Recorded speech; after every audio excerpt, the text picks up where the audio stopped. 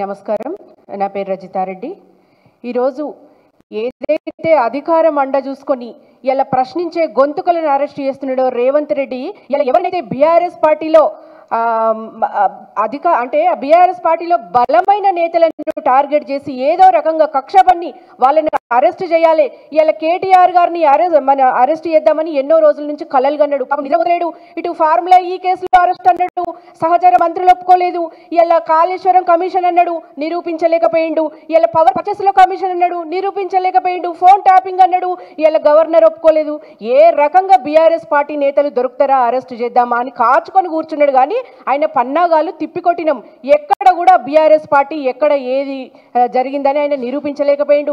ఇలా ఎవరో అనామకుడు ఇచ్చిన కంప్లైంట్ను పట్టుకొని ఇలా మా బీఆర్ఎస్ పార్టీ నేతను, మా హరీష్ రావు గారిని, మా పాడి కౌశిక్ అన్నను అరెస్ట్ చేయడం ఇది అసలు ప్రజాస్వామ్యం ఉందా అని అడుగుతున్నా. ఇది నిజంగా చట్టబద్ధం. ఇలా తెలంగాణ రాష్ట్ర ఆడబిడ్డలను వంచి గద్దెకెక్కి నువ్వు అబద్ధాలు చెప్పి గోబెల్స్ ప్రచారంతో అరచేతిలో స్వర్గం చూయించి ఇలా ఆడబిడ్డలకు స్కూటీలు అన్నావు, 2500 అన్నావు, ఇలా బతుకమ్మ పండుగకు చీరలు ఇస్తా అన్నావు, ఇంకా ఏదో సంక్షేమం ఆడపిల్లలకు సపరేట్గా ఏదో చేస్తా అని చెప్పి ఇలా గద్దెకెక్కి ఇలా పులి ఎట్లయితే బక్క పలచని జంతువుల మీద పంజా విసురుతుందో నువ్వు అట్లా ఆడవాళ్ళ మీద, రైతన్నల మీద అట్లా పంజా విసిరి మోసం చేసి ఇలా గద్దెకెక్కి సబ్బండ వర్గాలను హింసిస్తున్నావు. ఇలా ఎవరయ్యా నీ పాలనలో సంతోషంగా ఉన్నది ఎవరు? ఇలా నేతన్నల ఆత్మహత్యలు చూస్తున్నాం, మళ్ళీ రైతుల ఆత్మహత్యలు చూస్తున్నాం, ఇలా గురుకులాల పిల్లలు చచ్చిపోతున్నారు. దీనికి రెస్పాన్సిబిలిటీ ఎవరు? ఇలా ప్రభుత్వ హత్యలు కావా? ఇలా ప్రభుత్వాన్ని పేద ప్రజల పక్షాన ఉండి మేము ఇలా ప్రశ్నిస్తున్నందుకు అక్రమ అరెస్టులు.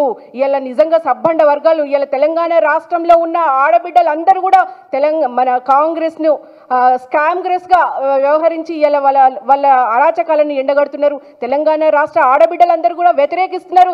ఇలా పేద అమాయక గిరిజన ఆడబిడ్డలు లఘుచర్లలో ఇష్యూ అవుతుంటే ఇలా గిరిజన ఓట్లతో గెలిచిన సీతక్క వాళ్ళ పక్షాన ఉండాల్సిన సీతక్క ఇలా ఏడవైందండి.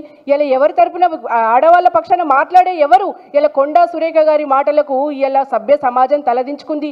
ఇలా ఆడవాళ్లకు ఎక్కడైతే అంటే ఎవరి మీద నువ్వు అంటే నీ పంజా విసిరంది ఎవరి మీద? సబ్బండ వర్గాలను నాశనం చేసి ఇలా గద్దె మీద కూర్చొని ఇలా పైశాచిక ఆనందం పొందుతున్న రేవంత్ రెడ్డి గారికి ఏ ఓట్లతో గెలిచిండో అదే ఓట్లతో ప్రజలు బుద్ధి చెప్పడానికి సిద్ధంగా ఉన్నారని తెలియజేస్తున్నా.